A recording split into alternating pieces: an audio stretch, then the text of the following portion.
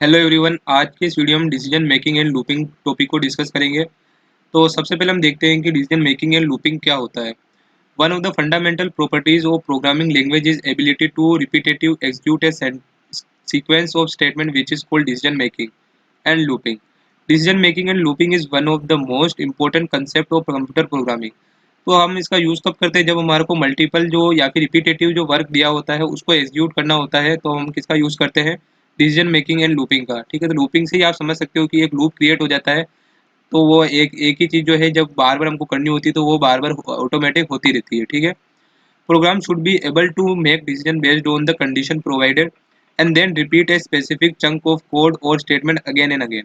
तो हम जो कंडीशन प्रोवाइड करेंगे अगर वो सेटिस्फाई होती है, जब तक वो कंडीशन सेटिस्फाई होती रहती है तो हम उस प्रोग्रामिंग से क्या करा सकते हैं, रिपीटेटिव और स्पेसिफिक जो वर्क है वो करवा सकते हैं। ठीक है, these looping capabilities enables programmers to develop concise program containing repetitive process that could otherwise require an excessive number of statement। ठीक है, तो जो हमारे को excessive number of statement लिख के जो हम चीज़ करा सकते थे वो हम जो लूपिंग है लूपिंग स्टेटमेंट का यूज़ करके उनको कंसाइजली कर सकते हैं। ठीक है, it enables us to repeat a specific section of code or statement without the use of goto statement।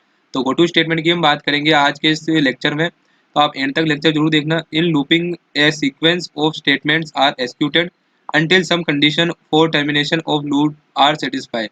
ठीक है, जब तक आप कोई कंडीशन दे रहे हो वो सेटिस्फाई हो रही है तो लूपिंग जो है कंटिन्यूसली चलती जाएगी। जैसे ही वो कंडीशन फॉल्स हो जाती है तो आपकी लूपिंग जो होगी एंड हो जाएगी। ठीक है, तो लूप के हम सेगमेंट देख लेते हैं। तो a program loop therefore consist of two segment. तो लूप के हमेशा दो सेगमेंट होंगे जो आपको देखने को मिलेंगे। फर्स्ट है जो उसका होगा body of the loop and another known as the control statement. ठीक है, तो एक होगा आपकी बॉडी ऑफ द लूप और एक होगी आपकी control statement. The control statement test certain condition and then direct the repeated execution of the statement condition mention in the body of the loop. ठीक है, तो जो आपका कंट्रोल स्टेटमेंट होगा यहाँ पे तो आपके लिखोगे कंडीशन लिखोगे और यहाँ पे आपके लिखोगे बॉडी ऑफ द लूप में जो आपको कंटिन्यूसली या फिर जो रिपीटेटिव प्रिंट करवाना है। ठीक है, तो इसमें हम देखते हैं जो फोर स्टेटमेंट होता है उसका जो आपका सिंटेक्स क्या होता है वो यहाँ पे आपको दिखेगा। तो यहाँ पे हम फोर कीवर्ड यूज़ किया गया, इसके अंदर आप कंडीशन लिखोगे। ठीक है, फर्स्ट आपकी इनिशियलाइजेशन हो जाएगी, ये क्या आपका कंट्रोल स्टेटमेंट है। पूरी जो भी ये स्टेटमेंट लिखी है वो कंट्रोल स्टेटमेंट है और इसके अंदर आप कंडीशन लिख दोगे। तो इसके बाद जो है ये आपके जो ब्रेसेस के अंदर जो भी आपका जो होगा वो आपका बॉडी ऑफ द लूप होगा। तो जब तक ये कंडीशन सेटिस्फाई होती रहेगी तब तक ये body of the loop automatic print होती जाएगी। ठीक है, तो यहाँ पे क्या है, the loop number is percent D I. तो जो आई की वैल्यू है यही यहाँ पे जो कि लगातार प्रिंट होती जाएगी। और प्रिंट एफ में क्या है, this is hello world program, ये भी ऑटोमेटिक प्रिंट होता जाएगा जब तक कि ये कंडीशन सेटिस्फाई होगी। ठीक है, तो यहाँ पे हमने इनिशियलाइजेशन कर दिया है इक्वल टू वन। तो आई की इनिशियलाइजेशन वैल्यू क्या है, वन है। और i is less than equal to 10। तो जब तक i 10 के इक्वल नहीं हो जाता तब तक ये जो है i प्लस प्लस करके ये जो होगा आपके ये स्टेटमेंट जो होगी प्रिंट होती जाएगी। ठीक है, किस टाइप से प्रिंट होगी, i प्लस प्लस का यूज़ हम कब करते हैं, जब हमारे को पहले i का यूज़ करना होता है एंड देन हमको इसको इंक्रीज करना होता है। ठीक है, तो i की वैल्यू वन इंक्रीज होती जाएगी जब तक ये लूप जो होगा वो एग्जीक्यूट होगा। ठीक है, तो फर्स्ट टाइम जब ये लूप एग्जीक्यूट होगा तो i इक्वल टू वन होगा। ये i की वैल्यू चेक करेगा, i की वैल्यू क्या है, लेस देन 10 है। ठीक है, तो ये क्या करेगा, i की वैल्यू को यूज़ कर लेगा पहले एंड देन इंक्रीज करेगा। तो i की वैल्यू जब यूज़ करेगा तो ये जो स्टेटमेंट है यहाँ पे ये एज इट इज प्रिंट हो जाएगी। ठीक है, तो यहाँ पे जब ये प्रिंट होगी तो ये क्या करेगा, the loop number is percent D में यहाँ पे एक प्रिंट होगा। दो प्रिंट इसलिए नहीं हुआ क्योंकि यहाँ पे पहले i की वैल्यू यूज़ की जाएगी देन इसको इंक्रीज किया जाएगा। यहाँ पे i की वैल्यू जब हम यूज़ करेंगे तो यहाँ पे क्या आएगा, परसेंट डी वन। आई की वैल्यू प्रिंट करे तो यहाँ पे वन आएगा और यहाँ पे आएगा this is hello world program. Again जब ये जो लूप होगा एनकाउंटर होगा तो ये क्या दिखेगा, आई की वैल्यू यहाँ पे प्लस वन इंक्रीज हो गई है, टू हो गई है। ये चेक करेगा आई की वैल्यू को क्या वो 10 से छोटी है या वो 10 से जो है लेस है। तो ये क्या होगा, वापस वही की वही प्रोसेस हो जाएगी और आई की वैल्यू प्लस वापस वन कर दी जाएगी, अब थ्री हो जाएगी। ठीक है, इस तरह से जो लूप स्टेटमेंट होते हैं वो वर्क करते हैं। अब आप देखते हैं जो टाइप्स कितने होते हैं लूप्स के। तो यहाँ पे आपको सी के अंदर three types of looping statement देखने को मिलेंगे। फर्स्ट होता है फॉर स्टेटमेंट, सेकंड होता है डू व्हाइल स्टेटमेंट और थर्ड होता है, ठीक है, व्हाइल स्टेटमेंट। तो एक तो होता है डू व्हाइल और एक होता है आपका नॉर्मल व्हाइल स्टेटमेंट। ठीक है, तो इसको आप व्हाइल डू स्टेटमेंट भी कह सकते हो लेकिन जनरली हम इसको कहते हैं व्हाइल स्टेटमेंट कहते हैं। तो ये थ्री टाइप के लूप होते हैं जो कि इंपॉर्टेंट है या आपके एग्जाम में या तो जो बड़ा आपका क्वेश्चन आता है उसमें डायरेक्ट ये टाइप्स ऑफ लूप पूछ लेगा, इसमें आपको एक्सप्लेन करना होगा सारे लूप्स को विद एन एग्जांपल। ठीक है, अदरवाइज आपसे ये एक एक करके डायरेक्ट जो होगा ये फोर लूप पूछ सकता है या फिर व्हाइल लूप पूछ सकता है या फिर इनके अंदर डिफरेंस भी पूछ सकता है। ठीक है, तो इन जो स्टेटमेंट इनके बीच में डिफरेंस भी जो है वो इंपॉर्टेंट है।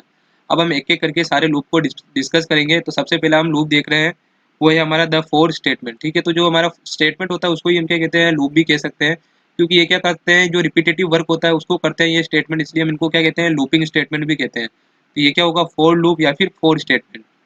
The for loop is an entry control loop, it has the following structure.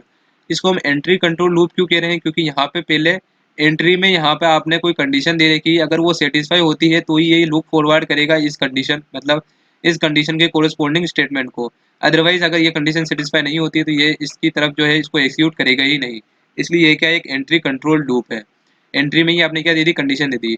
जैसे कि मैंने आपको बताया था, फोर में क्या होता है, इनिशियलाइजेशन होती है, यहाँ पे आप जो वैल्यू है इनिशियलाइज कर दोगे, और यहाँ पे आपकी टेस्ट कंडीशन होती है, कोई भी आप कंडीशन यहाँ पे दोगे, जैसे आप इस कंडीशन को कौन से ऑपरेटर से डिफाइन कर सकते हो, जो आपके रिलेशनल या फिर जो आपके रिलेशनल ऑपरेटर्स होते हैं, यानी कंपैरिजन ऑपरेटर, वहाँ पे इसको आप मेंशन करके इसकी कंडीशन को टेस्ट कर सकते हो। इसके बाद यहाँ पे आप क्या देखोगे, इंक्रीमेंट और डिक्रीमेंट। वहाँ पे हमने पहले वाले एग्जांपल में देखा था, वहाँ पे हमने प्लस प्लस का यूज़ किया था, जो कि क्या था, इंक्रीमेंट था। ठीक है, लेकिन अगर हम माइनस माइनस का यूज़ करते हैं तो क्या डिक्रीमेंट ऑपरेटर होता है। ठीक है, तो इस तरह से आप इंक्रीमेंट डिक्रीमेंट ऑपरेटर का यूज़ करके भी इसकी वैल्यू को क्या कर सकते हो, चेंज कर सकते हो या फिर अपडेट कर सकते हो। ठीक है, ये क्या होता है, अपडेशन वाला पार्ट होता है। इसके बाद हम इसको एनालाइज करते हैं, तो यहाँ पे फोर जो हमारा क्या है, कीवर्ड है फोर लूप के लिए। इनिशियलाइजेशन में हम सेट करते हैं initial value of the loop control variable. तो जो आई था वो हमारा क्या था, जनरली एक लूप कंट्रोल वेरिएबल था। ठीक है, आई की जगह हम जो चाहे वो यूज़ कर सकते हैं, और जनरली हम यहाँ पे आई का यूज़ करते हैं। ठीक है, टेस्ट कंडीशन के अंदर क्या था, set the condition to control the loop via control loop variable. तो कंट्रोल लूप वेरिएबल के लिए हम क्या करते हैं, यहाँ पे टेस्ट कंडीशन जो कंडीशन होती है उसको हम सेट कर देते हैं। और इंक्रीमेंट डिक्रीमेंट क्या है, अपडेट करते हैं हम वैल्यू को द लूप कंट्रोल वेरिएबल की। ठीक है, अब बॉडी ऑफ लूप के अंदर जो हमारे को स्टेटमेंट प्रिंट कराने होते हैं या फिर एक्सिक्यूट कराने होते हैं, वो हम यहाँ पे लिखते हैं इसके अंदर। ठीक है, अब यही जो चीज़ है यहाँ पे लिखी हुई, initialization is done first using the assignment statement such as i equal to 1 और count equal to 0, where i and count are known as loop control variable. ठीक है, तो मैंने आपको बताया था कि यहाँ पे आई की जगह आप कुछ भी यूज़ कर सकते हो, जैसे कि यहाँ पे काउंट यूज़ किया गया है। ठीक है, the value of the loop control variable is tested using the test condition. The test condition is a relational expression such as I is less than 10। ठीक है, तो यहाँ पे मैं आपको बताया था, यहाँ पे रिलेशन ऑपरेटर को यूज कर सकते हो, that determines when the loop will exit. If the condition is true, body of the loop is executed, otherwise the loop is terminated and the execution continues with the statement that immediately follows the loop। ठीक है, तो loop के बाहर जो भी आप statement लिखोगे जो कि इंडिपेंडेंट होगा, तो वो एज इट इज प्रिंट होगा ही। When the body of loop is executed, the control is transferred back to the for statement. After evaluating the last statement as such as increment, decrement, and the new value of control variable is again tested to see whether it satisfies the loop condition or not। ठीक है, ये जो मैंने आपको उधर explain किया था वही यहाँ पे लिखा हुआ है। तो एनालाइज करने के लिए यहाँ पे और भी इसके पॉइंट है। When the body of loop is executed, the control is transfer back to the for statement after evaluating, यही वही सेम चीज़ है। ठीक है, तो इसमें क्या होता है कि जब आप कंडीशन कोई भी लिखते हो, तो अगर वो सेटिस्फाई होती है तो लूप एक्सिक्यूट होता है, और जो आपकी जो अपडेशन वाली वैल्यू होती है वहाँ पे वैल्यू वापस अपडेट हो जाती है। देन वापस वो कंडीशन को चेक करता है, अगर वापस वो सेटिस्फाई होती है तो वापस लूप की जो बॉडी है वो प्रिंट हो जाती है। तो इस तरह से जो लूप है, फोर लूप, वो वर्क करता है। ठीक है, तो यहाँ पे आप जैसा देख सकते हो, the for loop in C several capabilities that are not found in other loop construct. ठीक है, इसकी कुछ कैपेबिलिटीज है जो यहाँ पे हम डिस्कस करेंगे। For example, more than one variable can be initialize at the time in the for statement separated by a comma. Example की हम बात करें, तो जैसा कि मैंने आपको जैसे कि यहाँ पे आपको मेंशन किया हुआ है, यहाँ पे हम क्या कर सकते हैं, मोर देन वन जो इनिशियलाइजेशन वैल्यू होती है उनको भी हम यहाँ पे इनिशियलाइज कर सकते हैं फोर स्टेटमेंट की। जैसे कि यहाँ पे मैंने लिख दिया m equal to 1 and n equal to 10। यहाँ पे हम इसको कोमा से सेपरेट करेंगे, एंड देन इसकी जो इनिशियलाइजेशन वैल्यू है इसको सेमी कोलन से खत्म कर देंगे, ताकि इसका जो लूप का नेक्स्ट सेगमेंट है वो स्टार्ट हो सके, जो कि हमारा क्या है, यहाँ पे कंडीशन चेक करेगा एंड देन अपडेशन होगी। ठीक है, तो यहाँ पे इन दोनों वैल्यू को कंपेयर कर लेगा, और जब तक ये कंडीशन सेटिस्फाई होती रहती है तब तक ये करेगा m प्लस प्लस करेगा, और जो बॉडी ऑफ लूप होगा उसको प्रिंट करेगा। ठीक है, like the initialization section, the increment section can have more than one part separated by a comma for example। ठीक है, तो इनिशियलाइजेशन पार्ट की तरह ही जो हमारा इंक्रीमेंट सेक्शन है उसमें भी दो पार्ट हो सकते हैं। ठीक है, ये क्या करेगा, यहाँ पे आप क्या कर सकते हो, m प्लस प्लस कर सकते हो, यहाँ पे कोमा लगा के n माइनस माइनस भी कर सकते हो, यानी कि इंक्रीमेंट और डिक्रीमेंट ऑपरेटर दोनों का यूज भी कर सकते हो। ठीक है, मतलब कि एक से ज़्यादा आप क्या कर सकते हो, इंक्रीमेंट सेक्शन में आप क्या कर सकते हो, यूज कर सकते हो। ठीक है, The test condition can have compound relation and the testing need not to be limited only by loop control variable. तो यहाँ पे आप जो है जो कंपाउंड रिलेशन भी हो सकता है इसके अंदर कंडीशन के अंदर, ठीक है। तो हम सिंपल तो बात कर रहे थे कि जब हम यूज़ कर रहे थे केवल कंपैरिजन ऑपरेटर्स का, लेकिन यहाँ पे आप लॉजिकल ऑपरेटर्स को भी यूज़ कर सकते हो, ठीक है। तो यही चीज़ यहाँ पे लिख रखी है। It is also permissible to use expression in the assignment statement for initialization and increment decrement example, ठीक है। तो यहाँ पे आप क्या कर सकते हो, दूसरे जो एक्सप्रेशन है उसको भी आप यूज़ कर सकते हो। फॉर एग्जाम्पल यहाँ पे मैंने क्या लिखा, I equal to M plus N by divided by two. तो इस तरह के जो आप एक्सप्रेशन है उनको भी यूज़ कर सकते हो, ठीक है। तो यहाँ पे जो आई है उसकी इनिशियलाइज वैल्यू क्या होगी, एम प्लस एन करेगा, जो कि आप वेरिएबल आपने प्री डिफाइन कर रखे हैं उनको, और उसमें टू से डिवाइड करेगा और जो वैल्यू आएगी वो उसकी क्या हो जाएगी, इनिशियलाइज वैल्यू हो जाएगी। इसी तरह से जो आप इंक्रीमेंट डिक्रीमेंट सेक्शन है वहाँ पे भी आई इक्वल टू क्या कर सकते हो, आई डिवाइडेड बाय टू कर सकते हो। तो हर बार ये क्या करेगा, आई डिवाइडेड बाय टू कर देगा। तो इस तरह से ये जो है फोर स्टेटमेंट की ही खासियत है, केवल ये फोर स्टेटमेंट में इतनी सारी चीज़ें जो होती है पाई जाती है। Another unique and important aspect of for loop is that one or more section can be omitted if necessary. However, in such cases, the semicolon separating the section must remain. Both initialization and increment decrement sections can be omitted within this for statement. The initialization can be done before the for statement, and the increment decrement can be performed within the body of the loop और even after the body of the loop, ठीक है। तो ये हम क्या कर सकते हैं, जो इनिशियलाइजेशन है उसको लूप के बजाय जो है लूप से पहले भी इनिशियलाइज कर सकते हैं आई की वैल्यू को, और जो हमारी इंक्रीमेंट डिक्रीमेंट की वैल्यू है वो उसको हम जो है लूप की बॉडी में भी यहाँ पे जैसे ये लिख रखा है उसको भी लिख सकते हैं। वो भी ये फोर स्टेटमेंट या फिर फोर लूप के लिए वैलिड होगा। इसके बाद इसकी एक और जो इसके यूनिक फीचर है वो है again the test condition can also be omitted. If the test condition is not present then the for statement behave like a infinite loop. Such loop can be broken using a break and go to statement, ठीक है। तो हम क्या कर सकते हैं, इसके अंदर जो हमारी कंडीशन है उसको भी हम जो है बिना लिखे भी फोर स्टेटमेंट को रन कर सकते हैं। ये आपको एरर नहीं देगा, बस ये जो प्रिंट है में आप जो भी लिखोगे वो जो भी होगा वो क्या होगा, लगातार प्रिंट होता जाएगा इन्फिनिटी टाइम के लिए, ठीक है। तो जब आपको इसको ब्रेक करना होता है हम क्या करोगे, जो हमारे जंप आउट ऑफ लूप है जैसे ब्रेक स्टेटमेंट या फिर जो गो टू स्टेटमेंट है इसका आप यूज़ कर सकते हो। The C compiler does not give an error message if the semicolon is placed at the end of the for statement but it is consider as a null statement, ठीक है। तो ये जो है आप इसके बाद में अगर ये सेमीकोलन लगा देते हो तो इससे भी आपको कोई एरर नहीं आएगा, बस जो है ये कंसिडर किया जाएगा एज ए नल स्टेटमेंट, ठीक है।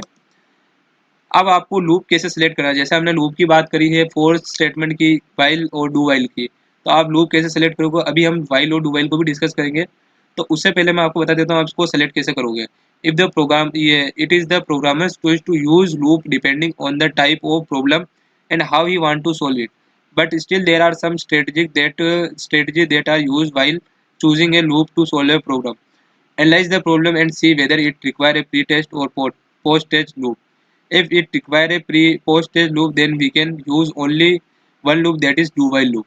If it require a pre-test loop, then we have two choices, for loop and while loop, ठीक है। तो आपको प्रॉब्लम के अकॉर्डिंग ही जो है लूप को यूज़ करना है। अगर आपकी प्रॉब्लम में आपको प्री जो टेस्ट करना है तो आपको क्या यूज़ करना होगा, फॉर लूप या फिर वाइल लूप। अगर आप पोस्ट टेस्ट करना चाहते हो तो आप वहाँ पे डू वाइल लूप को ले सकते हो। पोस्ट टेस्ट में क्या होगा कि जो आपकी कंडीशन होगी वो बाद में आएगी, लेकिन जो आपकी स्टेटमेंट होगी या फिर जो आपका बॉडी होगा लूप का वो पहले आएगा और उसको जो होगा एग्जीक्यूट एज इट इज़ किया ही जाएगा, बस एक बार तो उसको किया जाएगा, ठीक है। Decide whether the loop termination require counter based control और sentinel based control. Use for loop if the counter-based control is necessary and use while loop if sentinel-based control is required, ठीक है। अब हम देखते हैं कि जो जंपिंग आउट ऑफ लूप है क्या होती है, ठीक है। तो इससे पहले हम क्या देखेंगे कि जो हमारे वाइल स्टेटमेंट और डू वाइल स्टेटमेंट क्या होते हैं, ठीक है। तो जो वाइल स्टेटमेंट होता है इसका जो आपका सिंटेक्स है कुछ इस तरह से होता है। तो इसके सिंटेक्स भी आपसे पूछे जाते हैं एग्जाम में, वो भी आपको याद रखने हैं। The simplest of all the looping structure is the while statement. The basic format of while statement is, यहाँ पे आपका वाइल कीवर्ड आएगा, इसके अंदर आपकी कंडीशन आएगी और ये आपका बॉडी ऑफ द लूप होगा। कंडीशन ट्रू होती है तो बॉडी ऑफ द लूप जो होगा वो आपका प्रिंट हो जाएगा, और जब तक कंडीशन ट्रू रहती है तब तक ये जो है एज इट इज़ प्रिंट होता जाएगा, ठीक है। तो इस तरह से आप वाइल लूप का यूज़ कर सकते हो। इसकी कुछ आपकी प्रॉपर्टीज़ है जो यहाँ पे मेंशन की गई है। The while is an entry control loop. तो ये आपको याद रखना है कि कौन सा एंट्री कंट्रोल लूप है और कौन सा एग्जिट कंट्रोल लूप है। जिसमें कंडीशन पहले आती है वो क्या है, एंट्री कंट्रोल लूप है, और जिसमें कंडीशन बाद में आएगी वो क्या है, एग्जिट कंट्रोल लूप है। The test condition is evaluated and if the condition is true then the body of the loop is executed, After execution of the body, the test condition is once again evaluated. If it is true, then the body is executed once again. ये भी for loop की तरह एक तरह से काम करता है. This process of repeated execution of the body continues until the test condition becomes false.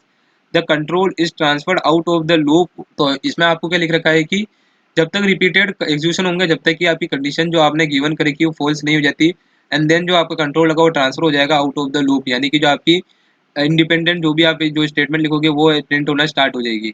On exit the program continues with the statement immediately following the body of the loop. ठीक है.